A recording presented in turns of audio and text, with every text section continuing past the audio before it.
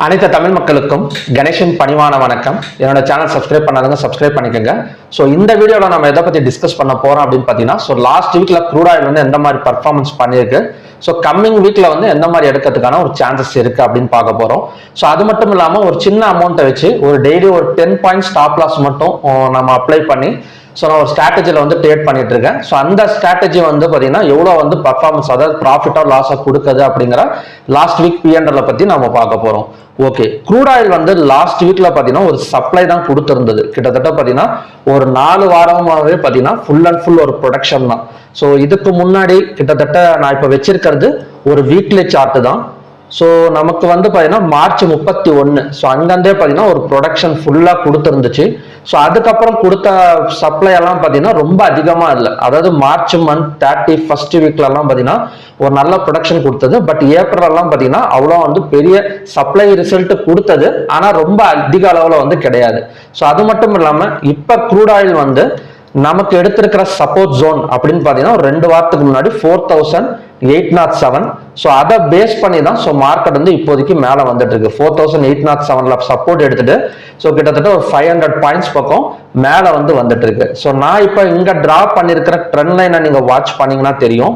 So கிட்டத்தட்ட பார்த்தீங்கன்னா இந்த இடத்துல ஒரு ரெசிஸ்டன்ஸ் எடுத்திருக்கு. ஸோ எக்ஸாக்டாக பார்த்தீங்கன்னா ரெசிஸ்டன்ஸ் எடுத்துட்டு தான் மார்க்கெட் வந்து கீழே வந்துட்டு இருக்கு. ஸோ கண்டிப்பாக நம்ம சப்போர்ட் ஜோனில் தான் இப்போதைக்கு வந்து மார்க்கெட் வந்து இருக்கு. ஸோ கம்மிங் டேஸில் ஸோ ஒரு 6000 rupees வரைக்கும் மேலே வரதுக்கான ஒரு சான்சஸ் வந்து ஸோ நமக்கு வந்து க்ரூட் ஆயிலில் வந்து நம்ம வந்து எதிர்பார்க்கலாம். ஸோ ஆல்ரெடி பார்த்தீங்கன்னா இந்த இடம் பார்த்தீங்கன்னா ஃபர்ஸ்ட் வந்து ஒரு ட்ரிபிள் பாட்டம் சப்போர்ட் அப்படின்னு சொல்லலாம். நீங்கள் பார்த்தீங்கன்னா தெரியும்.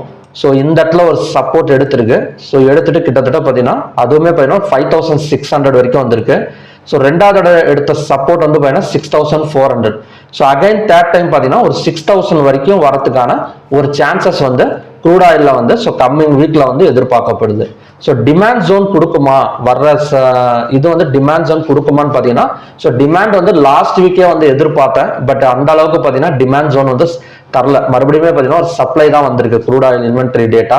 ஸோ கம்மிங் வீக்ல ஒரு டிமாண்ட் வந்து எடுக்கிறதுக்கான ஒரு சான்சஸ் வந்து இருக்கு. அது மட்டும் இல்லாமல் இந்த ட்ரிபிள் பாட்டம் சப்போர்ட் வந்து ஒர்க் ஆனது அப்படின்னா ஸோ அடுத்த டார்கெட் 5395 to 6000 ஒரு 700 பாயிண்ட்ஸ் பக்கம் ஒரு அப்சைட் வந்து எதிர்பார்க்கலாம். ஸோ கம்மிங் வீக்ல க்ரூட் ஆயிலை பொறுத்த வரைக்கும். ஸோ ஓகே ஃப்ரெண்ட்ஸ், இதுதான் பார்த்தீங்கன்னா ஒரு டெக்னிக்கல் வியூஸ். ஸோ ஸ்ட்ராட்டஜியை பொறுத்த வரைக்கும் பார்த்தீங்கன்னா ஸ்ட்ராட்டஜிங்கிறது ஃபர்ஸ்ட் எதுக்காக நம்ம யூஸ் பண்றோம் அப்படின்னா ஒரு என்ன சொல்றதுன்னா இப்போ நம்ம ஒரு அனலைஸ் வச்சு ட்ரேட் பண்றோம். ஒரு கம்மியான ஒரு இன்வெஸ்ட்மெண்ட்ஸ் வச்சு ஒரு அனலைஸ் பண்ணி ட்ரேட் பண்றப்ப பிரச்சனை கிடையாது. அதே நம்ம அதிகமான ஒரு முதலீடு போடணும்னு வச்சுக்கோங்களேன், ஒரு ஹெச்என்ஐயா இருக்கிறீங்க, ஒரு 30 lakhs 40 lakhs அந்த மாதிரி எல்லாம் பெருசா ஒரு முதலீடு போறவங்க என்ன பண்ணுவாங்கன்னா ஒரு குறிப்பிட்ட ஸ்ட்ராட்டஜி இருந்தால் மட்டும்தான் ஸோ அதில் கொண்டு போய் ஃபுல் அமௌண்ட்டையுமே பார்த்தீங்கன்னா இன்வெஸ்ட்மெண்ட்ஸ் பண்றதுக்கான ஒரு கான்ஃபிடன்ஸ் வரும். ஸோ அதுக்காக தான் பார்த்தீங்கன்னா ஸ்ட்ராட்டஜி. ஸோ நான் வந்து ஒரு சின்ன ஒரு 40,000 இன்வெஸ்ட்மெண்ட்ஸ்ல டெய்லி பார்த்தீங்கன்னா ஒரு 10 பாயிண்ட் ஸ்டாப் லாஸ் மட்டும் வச்சு ஒரு ஸ்ட்ராட்டஜியில் ட்ரேட் பண்ணிட்டு இருக்கேன். அது பரவாயில்ல கொஞ்சம். அதாவது பார்த்தீங்கன்னா நம்மளோட இன்வெஸ்ட்மெண்ட் அமௌண்ட்டை ஃபர்ஸ்ட் சேவ் பண்ணி கொடுத்துடணும். ஸ்ட்ராட்டஜிங்கிறது அதுதான். நம்ம ஸ்ட்ராட்டஜினா ஒரு 10% 15%ங்கிறத விட நம்ம என்ன பண்ணணும்னா இப்போ இந்த மாசம் வந்து ஒரு 50,000 இன்வெஸ்ட்மெண்ட் பண்றோம். ஒரு ரீட்டைல் ட்ரேடர் தான் நான். ஒரு 50,000 இன்வெஸ்ட்மெண்ட் பண்றேன்னா அடுத்த மாசம் வந்து அது லாபம் கொடுக்கறத விட நமக்கு வந்து அந்த பிரின்சிபல் அமௌண்ட்டை ஃபர்ஸ்ட் காப்பாற்றி கொடுத்துடணும். ஸோ அதுக்கு தான் பார்த்தீங்கன்னா நம்ம ஸ்ட்ராட்டஜி வந்து பயன்படுத்துறது. அப்பதான் நான் இன்னைக்கு ஒரு 50,000 வச்சு டெஸ்டிங் பண்ணியிருக்கிறப்ப நாளைக்கு ஏதாவது எங்கிட்ட ஒரு பணம் வந்துச்சுன்னு வச்சுக்கோங்க, ஒரு 10 லட்சம் 20 லட்சம் வர்றப்ப நான் தைரியமா கொண்டு போய் என்னால் வந்து பணத்தை வந்து போட முடியும். ஏன்னா என்னோட அந்த ஸ்ட்ராட்டஜி வந்து எனக்கு அந்த பிரின்சிபல் அமௌண்ட்டை காப்பாற்றி கொடுத்துருக்கு. அதனால நான் வந்து தைரியமா வந்து இன்வெஸ்ட்மெண்ட் பண்ணுவேன். ஸோ அதுக்காக தான் ஸ்ட்ராட்டஜியை வந்து நம்ம யூஸ் பண்றது. ஸோ ரெண்டாவது ஸ்ட்ராட்டஜி வந்து எதுக்காக யூஸ் பண்றோம் அப்படின்னு பார்த்தீங்கன்னா மார்க்கெட் வந்து எப்படி போனாலும் நம்ம அனலைஸ் பண்ணி ட்ரேட் பண்றதுங்கிறது வேற. இப்போ நியூஸை வச்சு ட்ரேட் பண்றப்ப நம்ம 1 லாட் 2 லாட் கொஞ்சம் எக்ஸ்ட்ரா போடுவோம், அந்த மாதிரி எல்லாம் ட்ரேட் பண்றது வேற. பட் ஸ்ட்ராட்டஜிங்கிறது அப்படி கிடையாது. நம்ம ஒரு என்ன சொல்றதுன்னா குதிரை கடிவாளம் போட்ட மாதிரி தான், ஒரே மாதிரி தான். நம்ம இன்னைக்கு உட்காரோம், இந்த இடத்துல என்ட்ரி கொடுக்குறோம், எக்ஸிட் ஸ்டாப் லாஸ் முடிஞ்சு போச்சு. அது வார் நடந்தாலும் சரி, க்ரூட் ஆயில் ஏதாவது ஒன்று ஆனாலும் சரி, அதை பற்றி எதுவுமே கவலைப்படக்கூடாது. ஸோ அதுக்கு பேர் தான் பார்த்தீங்கன்னா ஸ்ட்ராட்டஜி அப்படின்னு சொல்லுவாங்க. ஸோ நான் இன்வெஸ்ட்மெண்ட் பண்ணியிருக்கிற அமௌண்ட் வந்து பார்த்தீங்கன்னா ஒரு 40,000 ரூபாய். கண்டிப்பா வந்து ஒரு 40,000 வேணும். ஏன்னா நான் இப்போதைக்கு ஆப்ஷன்ஸ் பையிங்ல தான் பண்ணிட்டு இருக்கேன். ஆப்ஷன்ஸ் செல்லிங்கும் பண்ணலாம். இப்போ மந்த்லி கான்ட்ராக்ட்ங்கிறனால நம்ம பெரிய பாயிண்ட்ஸ் எல்லாம் ஒன்றும் வித்தியாசம் வந்துடாது. ஸோ மந்த்லி கான்ட்ராக்ட்ல அது மட்டும் இல்லாம நான் ரொம்ப இந்த மணி அந்த மணில தான் போயிட்டு ட்ரேட் பண்ணுவேன். அதனால ஒரு 250 ரூபா, சில டைம் எல்லாம் 310 ரூபாயில கூட பிரீமியம் பிரைஸ் வந்து என்ட்ரி வந்து எனக்கு கிடைக்கும். ஸோ அதனால கண்டிப்பா ஒரு 40,000 வந்து இந்த ஸ்ட்ராட்டஜிக்கு வந்து தேவை. ஸோ அது மட்டும் இல்லாம டெய்லி வந்து பாத்தீங்கன்னா ஒரு 10 பாயிண்ட்ஸ் தான். அது மட்டும் இல்லாம ஒரே ஒரு ட்ரேடு மட்டும் தான் ஒரு நாளைக்கு இந்த ஸ்ட்ராட்டஜிக்காக யூஸ் பண்றது. ஸோ P&L பார்க்கலாம் எவ்வளவு கொடுத்துருக்கு அப்படின்னு.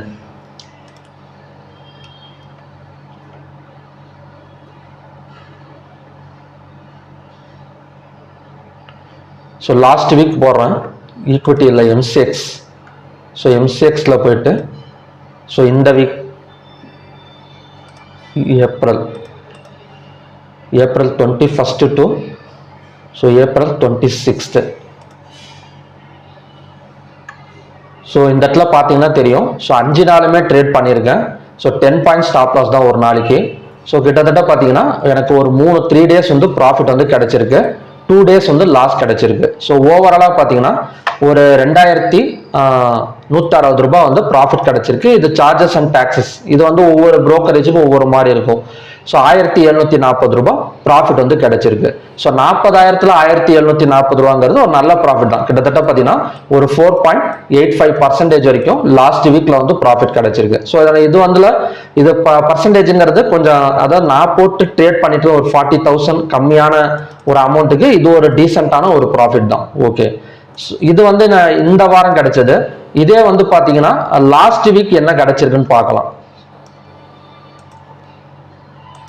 ஸோ அதுக்கு முன்னாடி வாரம், ஸோ மண்டே டு 14/4 14th 4ல இருந்து கிட்டத்தட்ட பார்த்தீங்கன்னா 19th வரைக்கும். ஸோ இதுலேயும் பார்த்தீங்கன்னா ஒரு டே வந்து ஹாலிடே, குட் ஃப்ரைடேனால ஹாலிடே. இதுலேயும் மொத்தம் டெய்லியுமே பார்த்தீங்கன்னா இந்த 10 பாயிண்ட் ஸ்டாப் லாஸ் ஸ்ட்ராட்டஜி வந்து யூஸ் பண்ணியிருக்கேன். ஸோ இதில் 2 நாள் வந்து ப்ராஃபிட் கிடைச்சிருக்கு, 2 நாள் வந்து லாஸஸ் போயிடுச்சு. இதனால பார்த்தீங்கன்னா அப்பவும் கூட எனக்கு வந்து லாபம் தான், ஒரு 690 rupees லாபம். ஸோ டாக்ஸஸ் எல்லாம் போனால் கூட ஒரு 342, கிட்டத்தட்ட ஒரு 0.08% வந்து நான் வச்சிருக்கிற அமௌண்ட்ல வந்து ஒரு ப்ராஃபிட் தான் கொடுத்துட்டு இருக்கு இந்த ஸ்ட்ராட்டஜி. ஸோ 10 பாயிண்ட்ஸ் தான் ஒரு நாளைக்கு வந்து ஒரு 10 பாயிண்ட்ஸ் ஸ்டாப் லாஸ் போட்டுக்கிற மாதிரி தான். இது ஃபுல் அண்ட் ஃபுல் நான் பண்ணியிருக்கிறது எல்லாமே ஆப்ஷன்ஸ் பையிங் தான். பட் இந்த ஸ்ட்ராட்டஜி வந்து F&Oக்கும் ஃபியூச்சர்ஸுக்கும் ஒர்க் ஆகுது நல்லாவே. ஃபியூச்சர்ஸுக்கும் பார்த்தீங்கன்னா ஒரு 20 to 30 பாயிண்ட்ஸ் பக்கம் நம்ம ஃபியூச்சர்ஸ்லையும் பார்த்தீங்கன்னா கெயின் பண்ற மாதிரி இருக்கு. பட் ஃபியூச்சர்ஸ்ல பண்றப்ப அதுக்கு தகுந்த மாதிரி ஸ்டாப் லாஸ் கொஞ்சம் வந்து என்ன சொல்றேன்னா கொஞ்சம் இன்க்ரீஸ் பண்ற மாதிரி இருக்கும். அதே மாதிரி டார்கெட்டும் கொஞ்சம் வந்து நமக்கு நல்ல டார்கெட்டாவே கிடைக்கும். பட் ஆப்ஷன்ஸ்ல ஒரு 40,000 ரூபாய் வச்சுட்டு ஒரு சின்ன ரொம்ப கம்மியான ரிஸ்க்ல ஒரு வாரான ஒரு சில கொஞ்சம் அமௌண்ட் வேணும் அப்படின்னா ஸோ நம்ம இந்த ஸ்ட்ராட்டஜி வந்து யூஸ் பண்ணிக்கலாம்.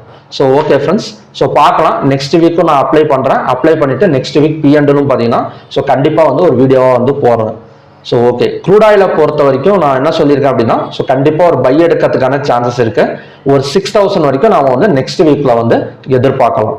ஸோ ஓகே ஃப்ரெண்ட்ஸ், மறுபடியுமே பார்த்தீங்கன்னா ஒரு நல்ல ப்ரிடிக்ஷன் வீடியோட நான் வந்து உங்களை மீட் பண்றேன். நன்றி, வணக்கம்.